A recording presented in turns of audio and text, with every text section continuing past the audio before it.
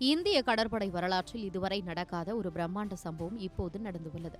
உலக வரைபடத்தில் உள்ள 46 நாடுகள் அங்கம் வகிக்கும் ஒரு மாபெரும் கடல் பாதுகாப்பு படைக்கு இனி இந்தியாதான் தலைமை தாங்க போகிறது. ஆம், கம்பைன்ட் டாஸ்க் போர்ஸ் 154 எனப்படும் சர்வதேச கடல் பாதுகாப்பு குழுவின் தலைமை பொறுப்பை முதன்முறையாக இந்தியா ஏற்றுக்கொண்டிருக்கிறது.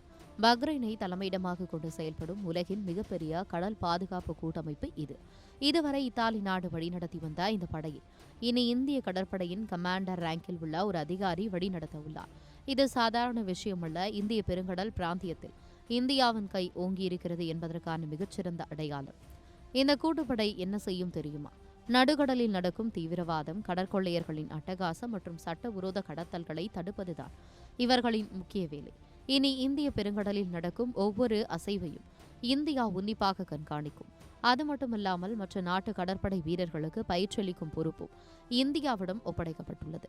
இது ஏன் நமக்கு முக்கியம் தெரியுமா?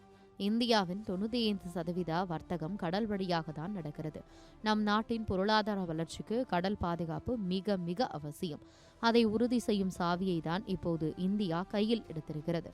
அமெரிக்க தலைமையிலான இந்த கூட்டணியில் இந்தியா முழுநேர உறுப்பினராகி சில காலமே ஆன நிலையில் எவ்வளவு பெரிய தலைமை பொறுப்பு இந்தியாவுக்கு கிடைத்திருப்பது உலக நாடுகளை திரும்பி பார்க்க வைத்துள்ளது. இந்திய பெருங்கடல் இனி இந்தியாவின் முழு கட்டுப்பாட்டில் இருக்கும் என்பது இதன் மூலம் உறுதியாகியுள்ளது.